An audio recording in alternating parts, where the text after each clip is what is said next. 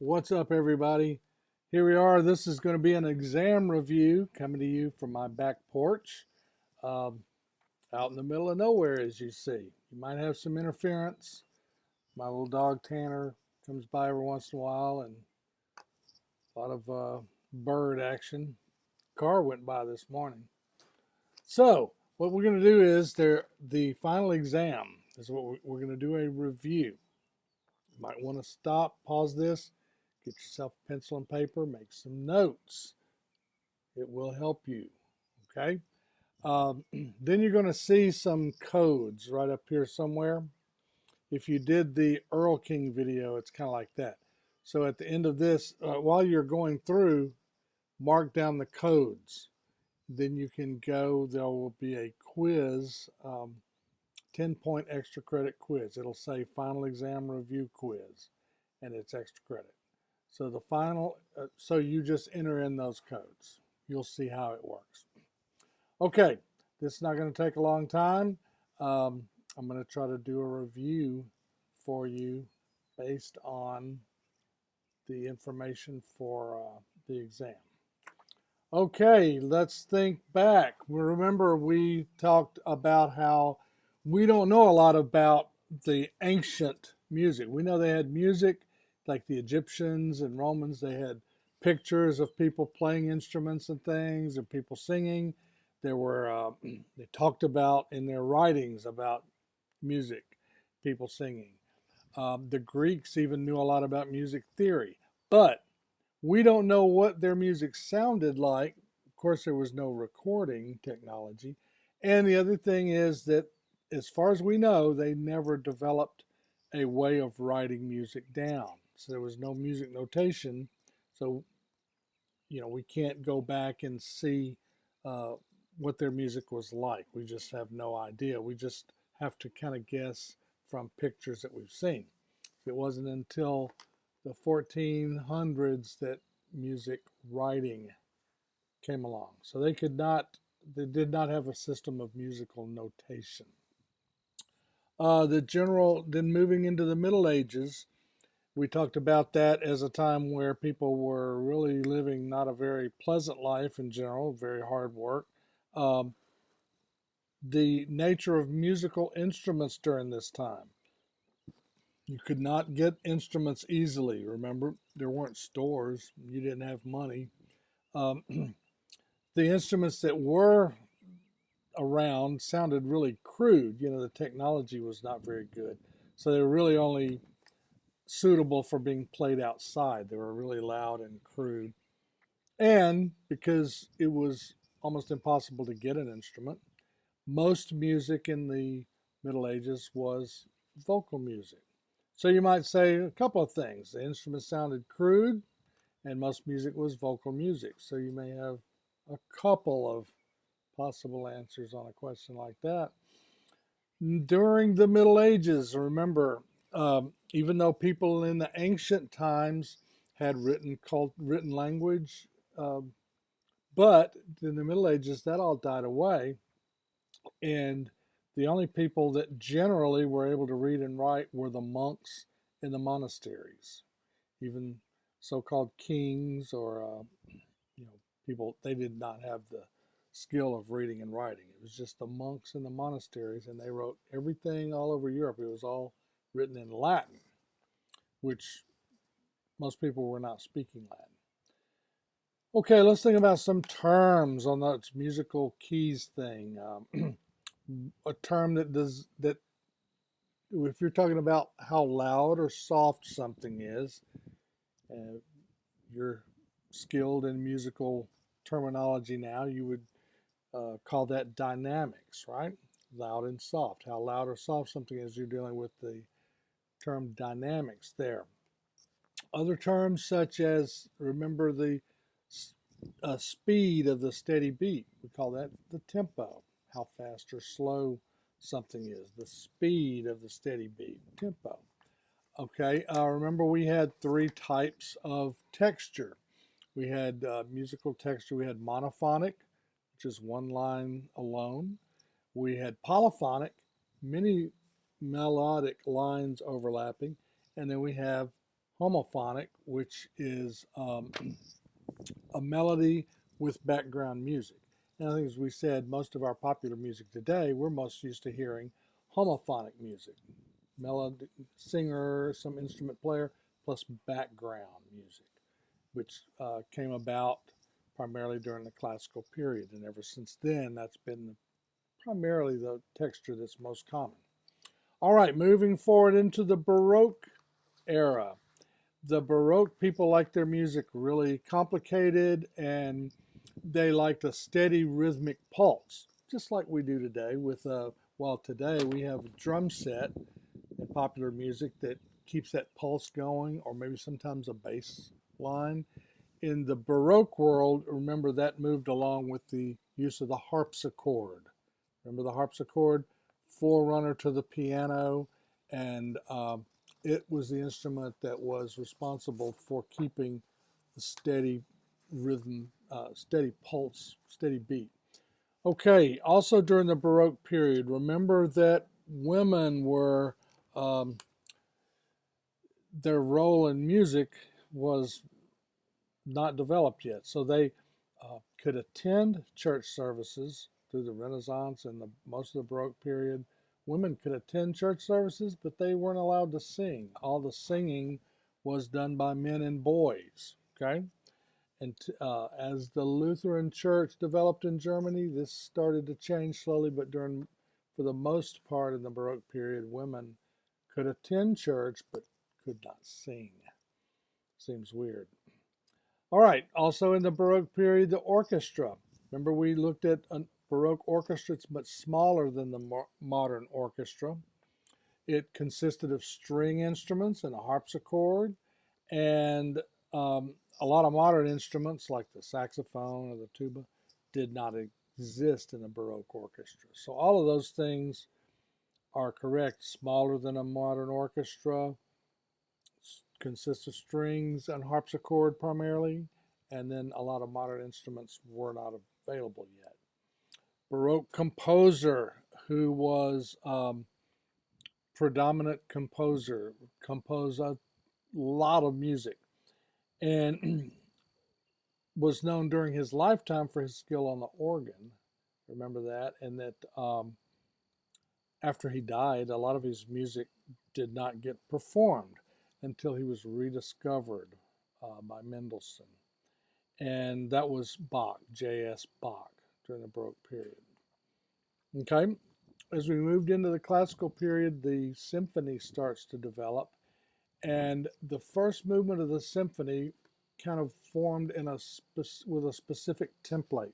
We call that sonata allegro form. That's the first movement of a symphony.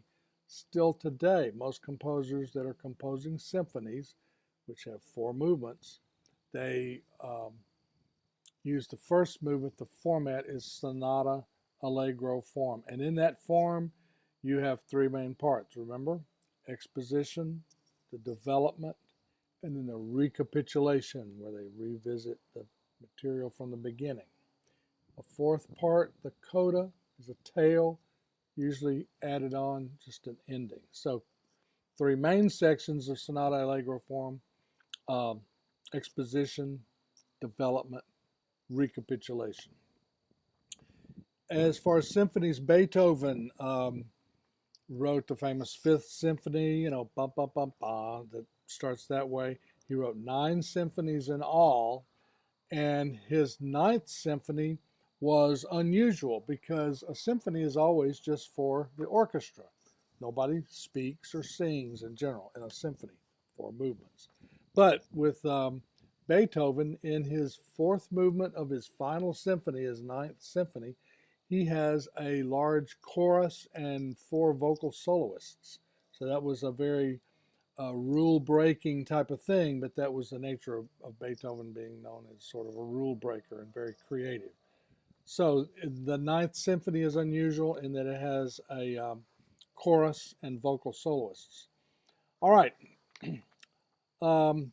opera, okay, a dramatic work set to music, but a type of vocal music that developed during the Baroque period and still exists today that was similar to opera, but performed with no costumes, no sets, no acting, and was based on usually an Old Testament story, and that was the oratorio. Okay, so opera and oratorio are similar. Oratorio is the one set to an Old Testament story, no acting, no costumes. Okay, in the classical period, Franz Joseph Haydn worked. We talked about three main composers: Haydn, Mozart, Beethoven. Haydn worked most of his life serving a wealthy aristocratic family. Remember, he was basically a servant that wrote music for this rich family for some 30 years. So he served a wealthy um, aristocratic family. Okay. On the other hand, Mozart was a child prodigy, very skilled at an early age. From the time he was 6 to about the time he was 15, remember that he toured constantly all over England and Europe with his father and his older sister. They had like a little trio musical act, and that's how they made their living for those about 9 years when Beethoven started when Beethoven was very young, 6 to 15. Um, Okay, moving into the Romantic period, we had a lot of new types of musical forms, genres, and such.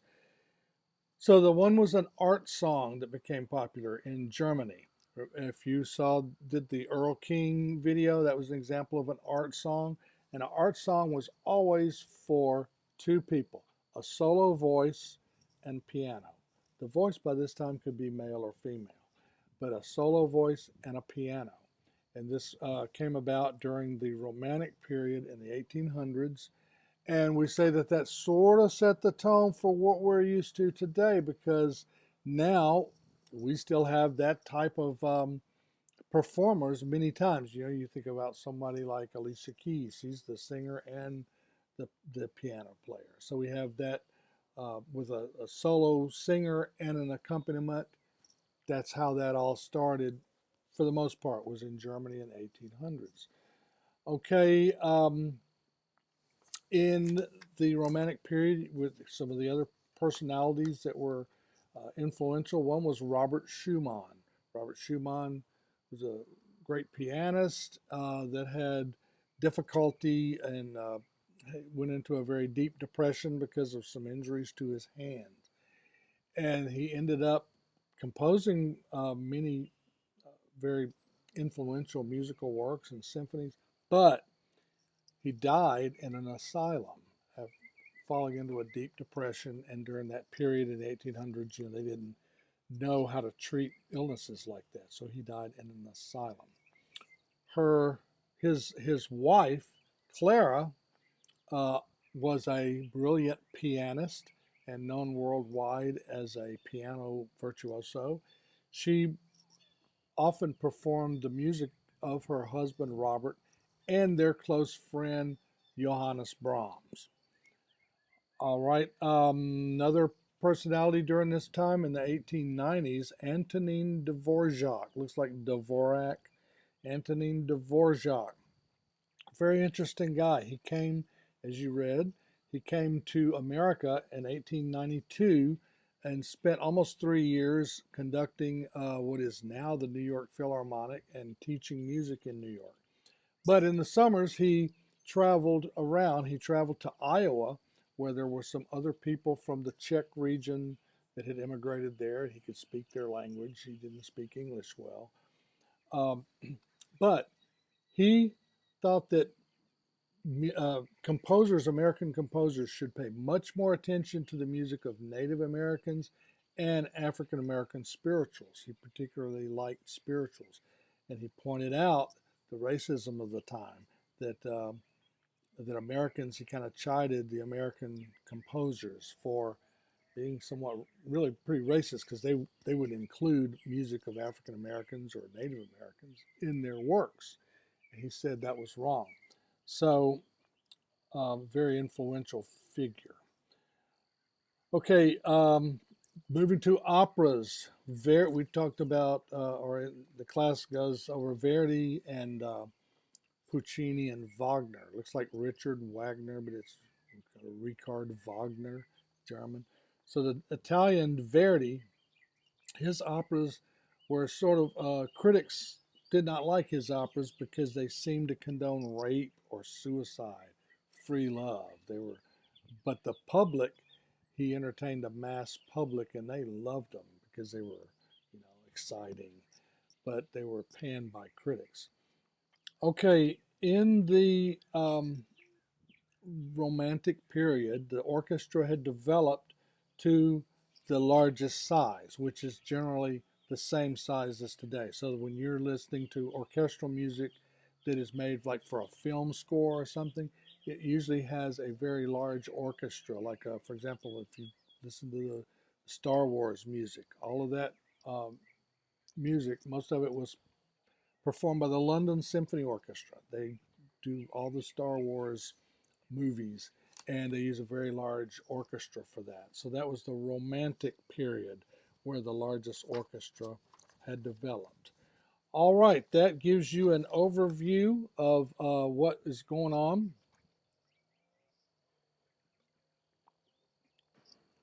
Oops. And get your codes, get your final done. If you have any questions, let me know. I've got everything scheduled to be on until May the 6th, but I can't go further than that. So if you're having issues, please let me know.